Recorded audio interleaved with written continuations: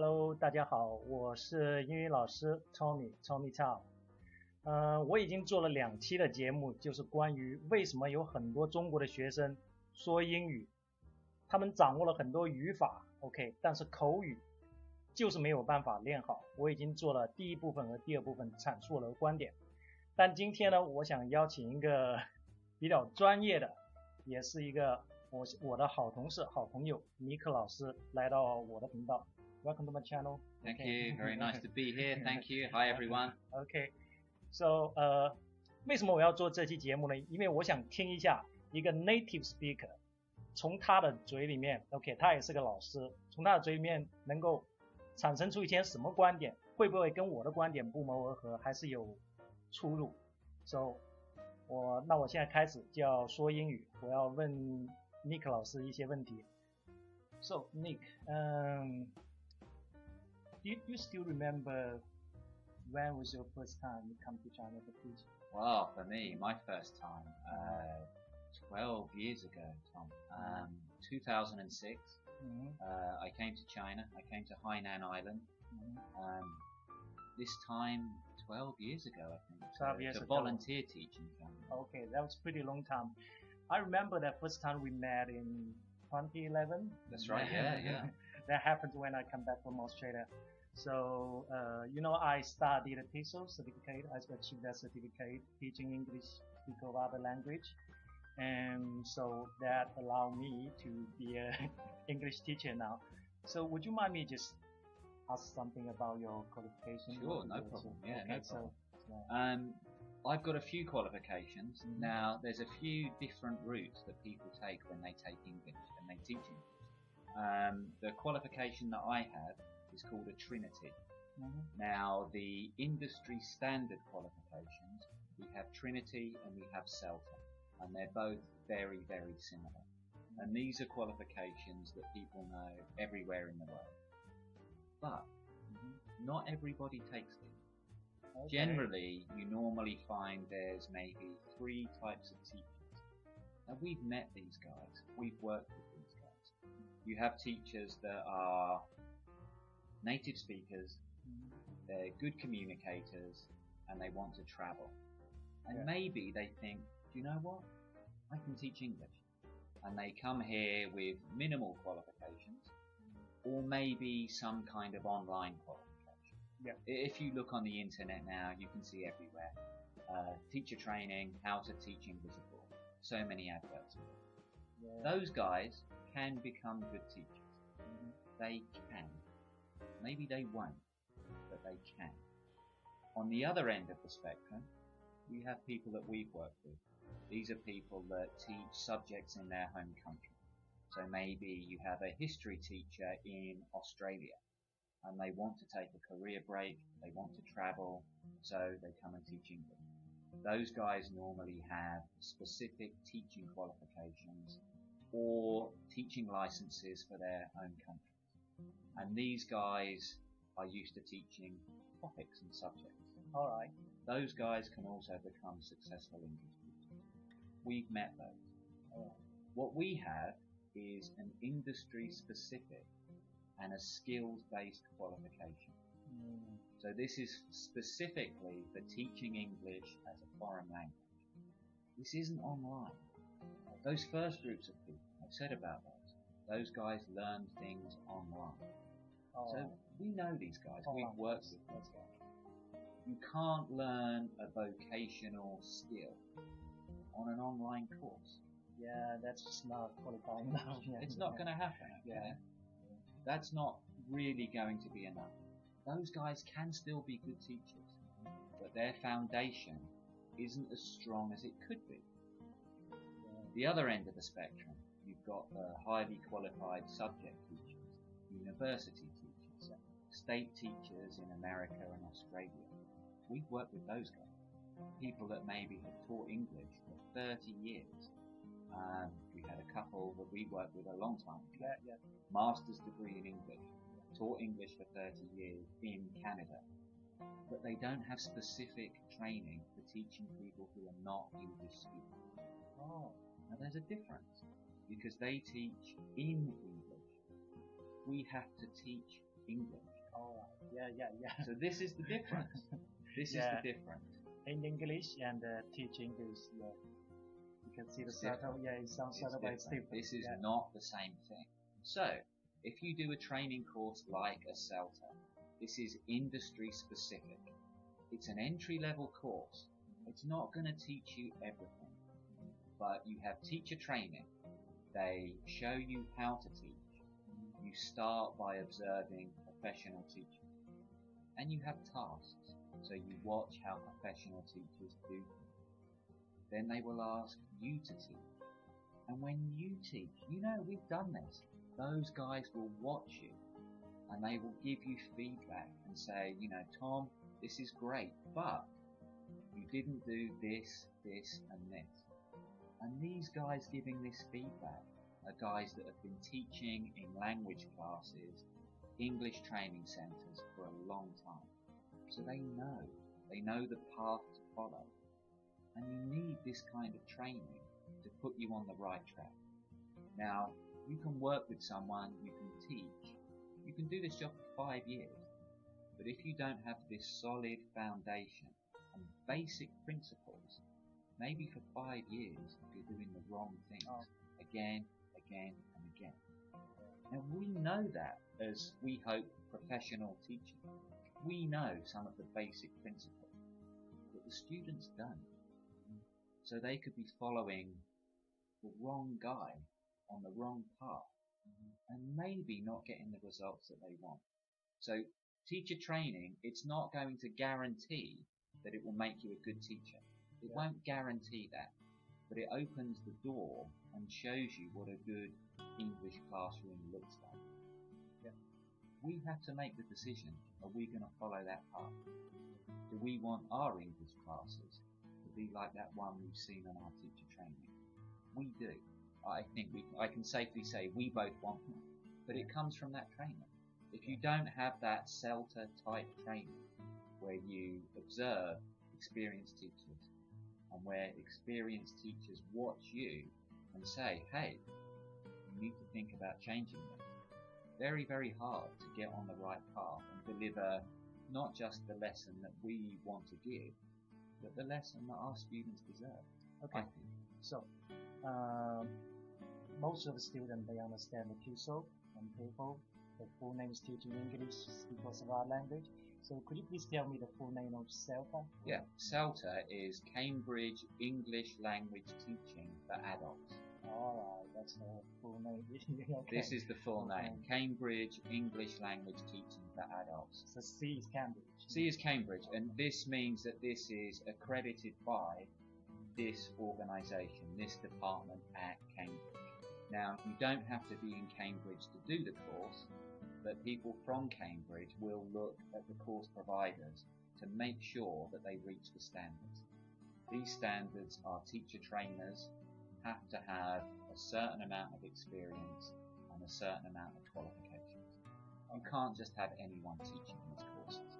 So high-level teacher trainers, hopefully high-level teaching graduates. Yeah.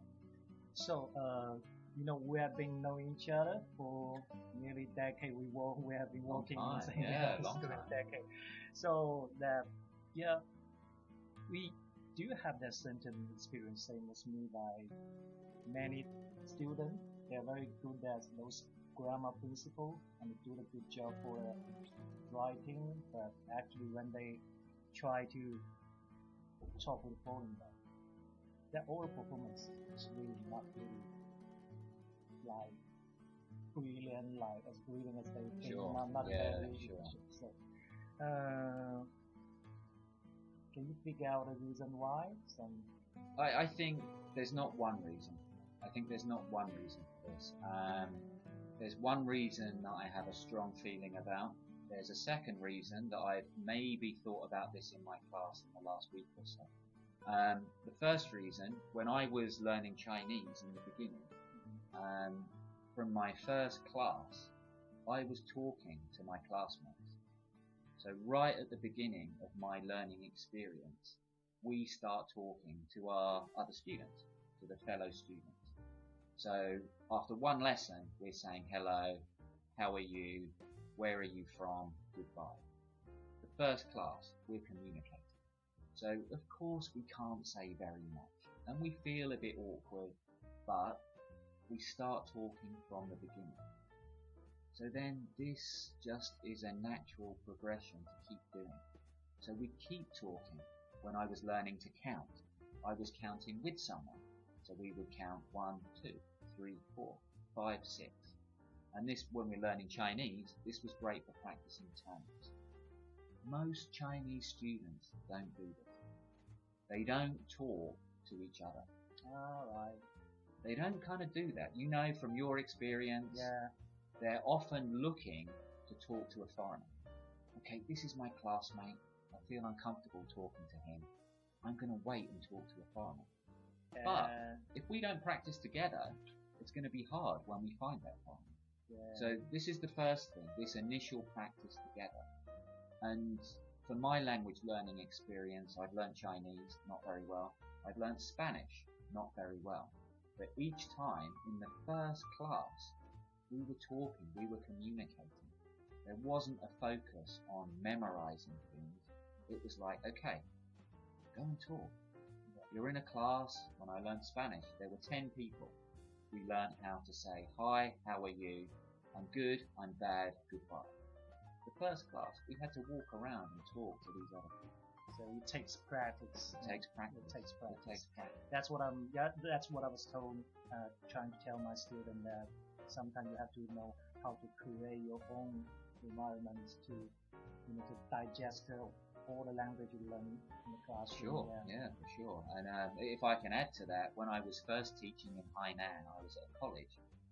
Some of the students there, they had excellent English. Some of them didn't. But all of these guys, they were in the same place.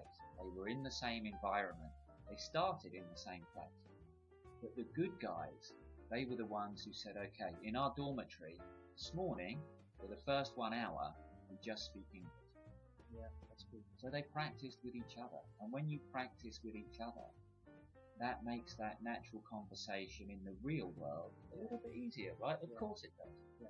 But most of the students right now, I just saw that they just concentrate on that, study those grammar principles, which I make the metaphor like they just try to dig into the ground to find a diamond. Sure. All this right now, but they forgot to do another things from another direction towards another builder. All you Sure. saying, Yeah, sure. So you got any idea? Good suggestion, advice for? Well, this I've got two things that I Yeah. think. The first thing that I think, building on one reason why maybe some students have trouble communicating. People say to me, like, it's hard when I meet a foreigner. I don't know what topics. Number one, the topics are the same. We talk about the same things that Tom does. Family, hobbies. We're a couple of guys. Sometimes we talk about girls. These are the same things. But sometimes foreigners, the way that we speak is different. Yeah. I've noticed, this is something I've noticed recently. I think I'm right when I say this. Very often in a Chinese conversation, if I said to someone, so, have you travelled? Do you like travel? The Chinese person would probably say, yes, I've been to this place, this place, this place, and I'm going to go here next month. A foreigner may sometimes just say, yeah, I like travel. Then he'll stop and won't say anything. And it's because the structure of a conversation for English speakers is we look for little prompts, little question tags. So maybe, have you travelled very much? Do you like travel? Yes, I have. Then the guy's waiting for another question. So you'd say, okay, so where have you been? Oh, I've been to India and Japan and France. Then he's going to stop again. So, how was it? And we have lots of these small prompts to keep a conversation going. Yeah. It's not the topics, it's the structure of the conversation. So if you think about those small question tags, there's no new words with these things. Yeah. But we use these to keep a conversation going. Oh, so tell me more. How come? What do you mean? How was it? these things keep a conversation going. So don't neglect these small things. This is one thing, I think. The other thing that I think really is it's about practice, not memorizing things. Yeah, I mean, there's so many students just more focus on the memorizing of words. Yeah, just try to recite and repeat. Sure, and, sure. And that's great, you know, in class. If we have a PK, people say in China a PK, if we have a vocabulary competition, if you memorize those words, you're going to be great for the test, right? They're going to be great. But when these guys go to work, no one's going to give them a vocabulary test at work. They're going to say something like, I've got a customer who has a problem with his app or his software. Can you give him some advice? And you know, when we give advice, should, shouldn't, must. Simple grammar, okay? Simple grammar. So guys, you need to practice these simple things. Yeah, These are the things. utilize those grammar. Yeah, you need to use them. They all have a function. My students recently, we were doing present perfect. And we were doing present perfect for life experience. Yeah. The students say to me, wow, this is so easy. I've done this before. I've memorized this. Then I say, okay, tell me in your last job, what were your duties? What were your responsibilities? We can use present perfect for this kind of thing.